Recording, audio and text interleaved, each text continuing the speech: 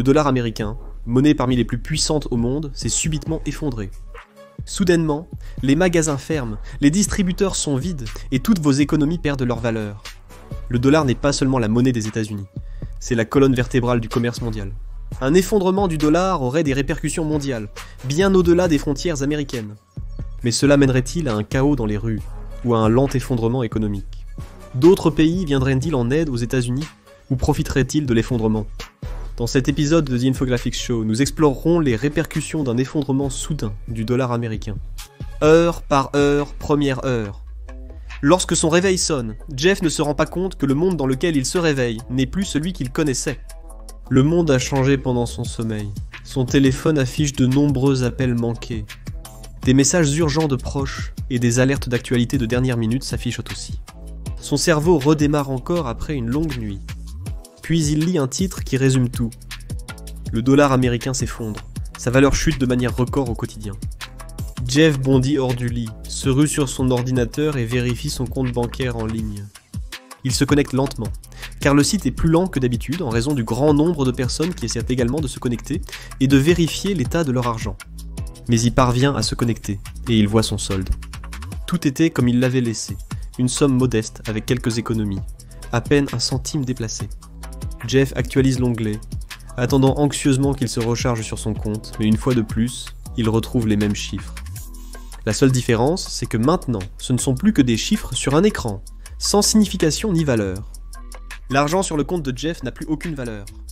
Il essaie d'appeler la banque, la ligne sonne, puis une voix automatisée remercie Jeff pour son appel. Elle lui assure que malgré l'importance de sa demande, la banque fait face à un volume d'appels élevé et le place en attente. Des centaines d'autres appelants se bousculent pour parler à n'importe quel employé de banque qui pourrait décrocher et répondre à leurs questions. Faisant les 100 pas, Jeff allume la télévision et change de chaîne pour mettre les informations. La couverture médiatique des événements actuels donne l'impression d'un film dystopique. Les supermarchés sont bondés, les rayons sont vides et les clients se bousculent, se battent, allant parfois jusqu'à se bagarrer pour des produits. Mais personne ne peut rien acheter. L'argent n'a plus de valeur. Partout aux États-Unis, des opportunistes pillent les magasins. Le chaos règne tandis que les gens tentent de saisir cette nouvelle réalité. Les stations-service refusent l'accès aux voitures pour faire le plein, à moins que les conducteurs n'offrent quelque chose de valeur en échange du carburant. C'est un cauchemar. Jeff ouvre son portefeuille et vérifie l'argent qu'il a sur lui. Un billet de 20 froissés et quelques billets de 10 totalisant à peine 100 $. La panique s'installe, provoquant une forte oppression dans sa poitrine. Deuxième heure. Jerry est économiste, et il fait partie des nombreux réveillés tôt avec une tâche qui semble impossible. Réparer le désastre. Il y a beaucoup d'urgences, frôlant la panique totale, mais Jerry est au moins à jour sur l'histoire économique, suffisamment pour savoir qu'il existe un précédent à cela. Attention, ce n'est pas un bon précédent, ce n'est pas la première fois dans l'histoire qu'une monnaie nationale s'effondre. Dans les années 20, l'Allemagne a vu la valeur de sa monnaie chuter, à un point tel que les citoyens étaient obligés d'utiliser des liasses de billets comme combustible pour se chauffer.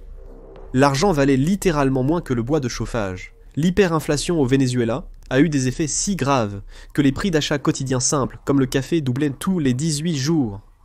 Et au plus fort de la crise financière au Zimbabwe, le gouvernement du pays a imprimé un billet d'1 trillion de dollars pour tenter de relancer l'économie. Mais cela ne suffisait même pas à acheter une miche de pain. Contrairement aux exemples précédents, cette fois, ce n'est pas seulement un pays qui est touché. Les conséquences de l'effondrement du dollar pourraient se faire sentir mondialement, car il est depuis longtemps considéré comme la monnaie de réserve mondiale. Pour faire simple, si vous étiez dans n'importe quel pays du monde et que vous proposiez un billet de 100 $ à un habitant, il est fort probable qu'il l'accepterait. Ils pourront probablement l'échanger contre une somme intéressante dans leur monnaie, surtout si le dollar américain a une valeur positive contre cette devise. On fait confiance au dollar pour conserver une certaine valeur, ce qui signifie qu'il peut être utilisé pour payer des biens et des services, et être échangé contre des monnaies locales.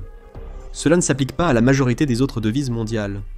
Le bolivar vénézuélien inspire bien moins confiance que le dollar à l'échelle internationale. Le dollar américain est resté une monnaie de réserve internationale de confiance, principalement parce qu'il n'a jamais été annulé. Pour les citoyens de nombreux pays à travers le monde, il n'est pas rare de se réveiller un jour et de constater que la valeur de leur monnaie locale a chuté de façon spectaculaire. Plusieurs monnaies ont été dévaluées durant la dernière décennie. Il y a la livre turque, le peso argentin, les livres de Syrie, d'Égypte et du Liban, le rial iranien, et bien sûr, le bolivar vénézuélien mentionné précédemment. Cependant, depuis la fin de la Seconde Guerre mondiale, le dollar est devenu la devise la plus utilisée, notamment pour le commerce international, évitant le sort des autres monnaies. À cette époque, le dollar était garanti en or par le gouvernement américain. Le système de Bretton Woods évaluait l'or à environ 35 $ par once. Autrefois, la valeur stable du dollar entraînait une hausse de la demande pour la monnaie américaine. Même après l'effondrement du système de Bretton Woods en 1971, le dollar est resté une monnaie de réserve mondiale de confiance, et depuis, il n'y a pas vraiment eu d'alternative viable, ce qui explique pourquoi il continue d'être largement utilisé jusqu'à aujourd'hui. Il a été la base stable du commerce mondial, de l'expansion économique et de l'investissement. Et il y a 2 heures, cette fondation a été le tapis qui vient d'être retiré sous les pieds de presque toutes les grandes industries du monde. Alors, des gens comme Jerry et ses amis économistes essaient de rattraper autant de morceaux que possible de la structure qui s'effondre sur leur tête, tout en essayant de déterminer ce qu'il est même possible de faire face à toute cette situation. La situation est devenue critique dès que la valeur du dollar a chuté à 0. Jerry va vraiment avoir du mal à trouver un moyen de remettre les choses sur les rails, à moins que la société ne se soit complètement effondrée d'ici l'heure du déjeuner. Si l'argent gagné ne vaut plus rien, les gens prennent-ils encore une pause déjeuner? Vont-ils même travailler? Une société peut-elle fonctionner normalement pendant une telle crise? C'est ce que quelqu'un d'autre tente de garantir. 3e heure. Une foule d'hommes et de femmes en costume se hâtent dans des couloirs étroits et secrets, réservés aux responsables d'État et aux initiés du gouvernement. Tout le monde se précipite quelque part, pour remettre un document à quelqu'un d'autre, qui finira inévitablement par le présenter au gouverneur de l'État, le gouverneur Jed. En tant que chef de la branche exécutive du gouvernement de l'État, tout le monde, des maires des villes aux citoyens ordinaires, se tourne vers Jed pour obtenir des réponses, et il n'en a aucune. Jed se concentre uniquement sur le maintien de l'ordre. Pendant ce temps, le sénateur d'État et les hauts représentants du gouvernement peuvent réfléchir à la marche à suivre. Jed demande à ses assistants de préparer une déclaration publique pour rassurer les électeurs que le gouvernement, étatique et fédéral, s'efforce de résoudre rapidement cette crise. Le dollar américain risque de s'effondrer en raison de plusieurs facteurs qui ont probablement causé sa dévaluation. Suite à la pandémie de maladie à coronavirus. 2019. La dette nationale des États-Unis a subi une pression considérable. En avril 2025, la dette nationale des États-Unis a dépassé 31 000 milliards de dollars et continue de croître. La pandémie de maladie à coronavirus 2019 a empiré la situation, le gouvernement ayant injecté des milliers de milliards dans des plans de relance et dépenses d'urgence. L'impact de cela, combiné à la charge d'une dette nationale qui s'aggrave, pourrait n'avoir été que 2 des facteurs ayant contribué à la chute dévastatrice de la valeur du dollar. Ajoutez à cela la hausse des taux d'intérêt, qui, si elle se poursuit, pourrait rendre plus coûteux pour les États-Unis d'emprunter de l'argent à d'autres pays. Cela mènerait soit à un défaut de paiement sur leurs dettes, soit forcerait le gouvernement américain à réduire ses dépenses. Dans les 2 cas, cela impacterait donc négativement l'économie. On peut en dire autant de l'inflation, qui ne cesse d'augmenter, et plus elle augmente, plus elle érode la valeur du dollar, le rendant moins fiable en tant que monnaie de réserve mondiale. Si suffisamment de pays et de partenariats internationaux comme les Brésil, Russie, Inde, Chine, Afrique du Sud, Brésil, Russie, Inde, Chine, Afrique du Sud, Égypte, Éthiopie, venaient à rejeter le dollar au profit d'une autre monnaie, cela pourrait provoquer l'effondrement du dollar. Quoi qu'il en soit, c'est ce qui s'est déjà produit ici. Avec la valeur du dollar à 0, les États-Unis ont peu de chances d'obtenir des prêts d'autres pays pour se renflouer. Bien qu'une forme de négociation puisse être trouvée, nous n'en sommes encore qu'à quelques heures de ce fiasco financier. Même quelqu'un qui occupe un poste de pouvoir exécutif institutionnel comme le gouverneur Jed est pratiquement impuissant à résoudre le problème actuel. Tout ce qu'il peut faire, c'est lire la déclaration préparée par son équipe avant d'être précipité vers une conférence de presse, où il pourra assurer à tout le monde que tout ira bien, tout en sachant pertinemment que les choses ne feront qu'empirer. 12e heure. Bien que certains des premiers actes d'émeute et de pillage se soient calmés, des poches de mécontentement persistent à travers tous les États-Unis. Pour contrôler la population, la loi martiale est instaurée. Le gouvernement ordonne aux représentants des États, tels que le gouverneur Jed, d'imposer des couvre-feux aux citoyens, restreignant leurs déplacements. L'objectif initial n'est pas seulement de redresser l'économie, mais aussi de maintenir l'ordre et d'empêcher les troubles civils avant que la société américaine ne se déchire. Plutôt, des commerçants, comme l'employeur de Jeff, ont conseillé à leurs employés de rester chez eux et d'éviter le travail dans un communiqué. Les entreprises de tout le pays s'arrêtent brusquement de façon inattendue. Comment peuvent-ils faire venir quelqu'un au travail s'ils sont payés avec une monnaie sans valeur? Et pour les employés comme Jeff, ce temps libre supplémentaire n'est guère rassurant.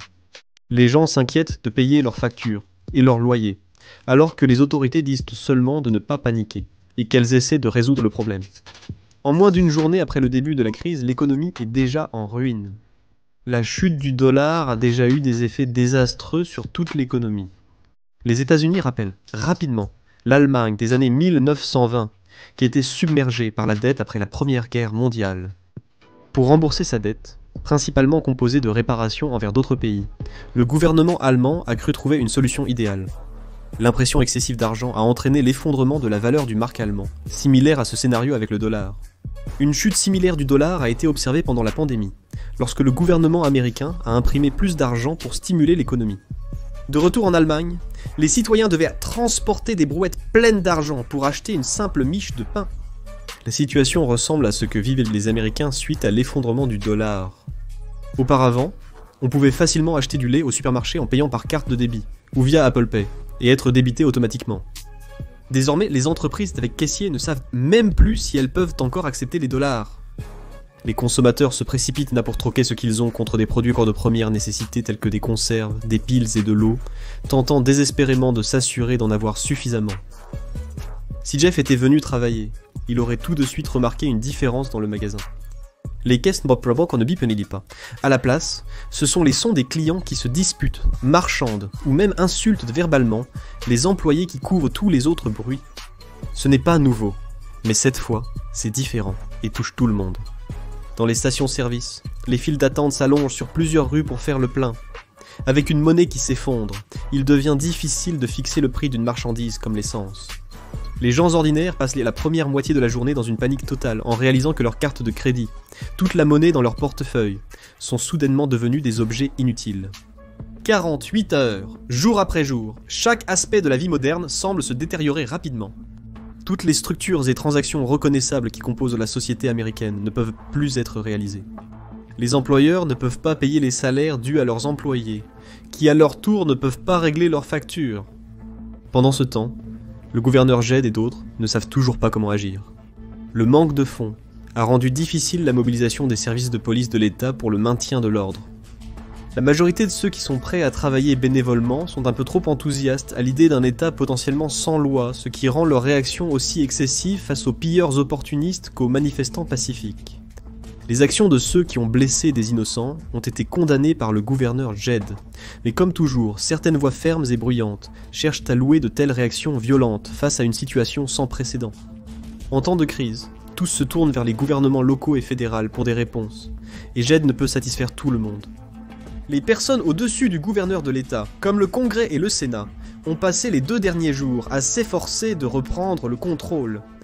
Mais comment peuvent-ils régler cela ? Les gens ordinaires qui avaient encore une télé ont regardé le président faire une allocution, debout à un pupitre lors d'une conférence de presse improvisée avec des drapeaux américains en arrière-plan. Le président et ses conseillers économiques ont tous assuré au peuple qu'ils faisaient tout ce qui était en leur pouvoir pour stabiliser la situation, quoi que cela veuille dire. Durant les premières heures de la crise, des mesures d'urgence étaient discutées, mais peu de choses pouvaient être faites par les autres pays pour aider immédiatement les États-Unis à sortir de cette situation. La chute du dollar signifiait non seulement que l'argent de l'Américain moyen ne valait plus rien, mais elle empêchait aussi les États-Unis d'emprunter à d'autres nations. Après tout, comment vont-ils rembourser un énorme prêt à un autre pays et à ses contribuables si la monnaie reste sans valeur ? Mais si les conséquences économiques étaient déjà graves, l'effondrement du dollar causerait également des dégâts durables bien au-delà du domaine financier. Un fiasco comme celui-ci ne donne vraiment pas une bonne image des États-Unis, et le déclin du dollar pourrait finir par affaiblir leur influence sur la scène mondiale. Cela amènerait aussi d'autres pays à douter de la capacité du gouvernement américain à s'autogérer. Si le dollar ne conserve plus sa valeur, il est peu probable qu'il reste la monnaie de réserve mondiale, s'il avait même encore ce statut à ce stade. Lors de leur crise économique, le bolivar du Venezuela s'était déprécié au point de valoir moins que du papier toilette. Un dollar faible pourrait avoir le même impact sur l'économie américaine. Compte tenu des répercussions considérables, d'autres pays pourraient intervenir pour tenter de stabiliser la situation et de restaurer la valeur du dollar. Mais cette incertitude pourrait tout aussi bien les pousser dans la direction opposée. Face aux répercussions économiques potentielles, les pays pourraient privilégier l'isolement à la coopération, limitant leurs échanges avec les États-Unis et entre eux. Cela mènerait à une économie mondiale fracturée. Bien qu'une aide internationale soit peu probable, la réponse du gouvernement américain ne sera pas non plus en faveur de ses citoyens. Durant la Grande Dépression des années 1930, le président Franklin D. Roosevelt a signé le Gold Reserve Act de 1934, interdisant aux citoyens américains de posséder de l'or. Le gouvernement avait besoin de chaque once d'or qu'il pouvait obtenir afin de stabiliser la valeur du dollar. Jerry s'inquiète qu'il soit tout à fait possible que le gouvernement américain actuel tente de saisir un actif tangible similaire comme l'or ou l'argent, tout ce que ses citoyens ont conservé en cas d'effondrement financier exactement comme celui-ci. Il gèlerait probablement aussi tous les comptes bancaires afin d'empêcher les gens de faire des retraits en massif. Le gouvernement pourrait aussi envisager un contrôle des prix pour empêcher les épiceries et entreprises de pratiquer des prix abusifs. Malgré l'incertitude, la personne moyenne sait qu'elle devra s'adapter pour survivre. Et après tout, l'effondrement du dollar a agi comme un grand égalisateur. Tout le monde est dans le même bateau maintenant. Il est possible que, pour s'en sortir, des citoyens comme Jeff reviennent à des méthodes ancestrales comme le troc pour échanger des biens. Des voisins ayant un surplus de bois de chauffage pourraient l'échanger contre des conserves, afin que ceux qui ont plus de boîtes puissent en chauffer leur maison. Il en serait de même pour les services. Les ouvriers et artisans du bâtiment pourraient réparer les dommages d'une maison en échange d'eau. Cela peut sembler archaïque et idéaliste d'utiliser un système de troc, en s'attendant à ce que certaines personnes s'entendent suffisamment bien pour qu'ils deviennent viables. Mais dans un monde où le dollar s'effondrerait subitement, cela deviendrait le moyen le plus fiable de survivre. Au minimum, les gens pourraient s'en sortir en échangeant des biens et services, au moins jusqu'au rétablissement éventuel de la valeur du dollar. En cas de crise, gardez votre calme. Consultez ce que vous pouvez acheter avec un dollar dans le monde pour voir jusqu'où votre dernier billet peut vous mener.